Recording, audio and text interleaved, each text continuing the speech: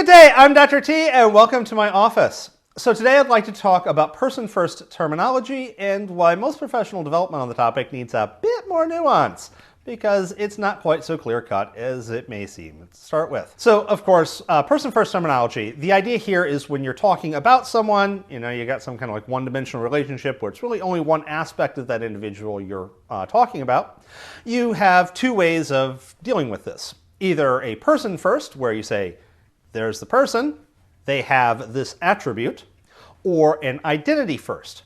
There is this attribute which comprises that person's identity. So, for example, I have asthma. That is an attribute to myself. I carry an inhaler, I stand upwind of people who are smoking, and I really wish they just wouldn't. So, you could say that I have asthma. That would be person first. I is coming first, and asthma is an attribute. You could also say that I'm an asthmatic. The asthma is my identity. But that would be kind of an odd thing to say and kind of insulting, to be honest. My asthma is not who I am, it's just an aspect of my life, a relatively minor one and not a big deal. Now, that's fairly straightforward, and that's the core of person first. And when it comes to illnesses, etc., hey, we're pretty much done. Just go person first. But there are, of course, attributes of individuals' lives that you wouldn't want to deal with that. You could take, say, something like sexual orientation. You could say someone has asexuality. That implies that it's a disease. And whenever you're using the person first, it does imply that something is a disease, and labeling sexual orientation and disease has a long and dark history. You would not want to do that. Instead, you would want to go with an identity first, which makes a lot of sense. That's how sexuality is usually addressed, as a part of someone's identity. So you would say that they are an asexual individual. Okay, to be honest, that hopefully didn't need to be explained. Hopefully no one would actually use person with sexual orientation.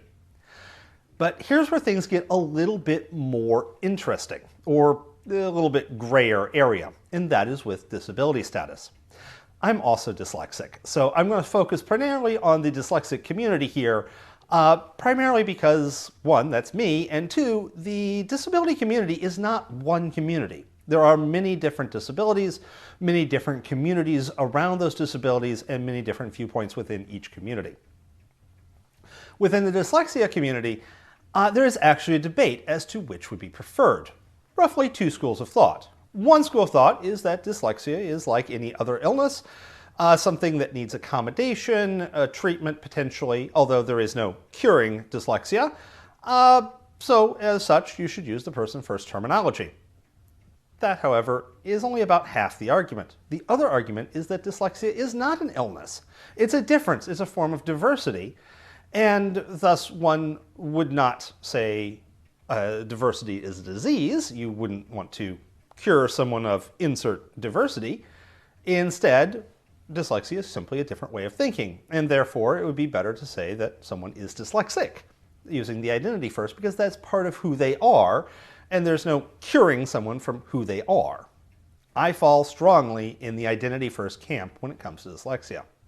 So when dealing with person first or identity first, there are clearly some bright line cases where you do one or the other, but I will give you a heads up that especially within the terms of disabilities, it's a much more of a gray area, and there is not one particular answer, contrary to what some proponents may be arguing.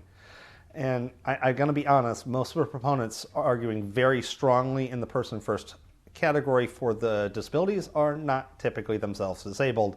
So once again, that makes me feel a little bit more insulted. That said, welcome to the gray area. Have a wonderful day, and I'll see you in later videos.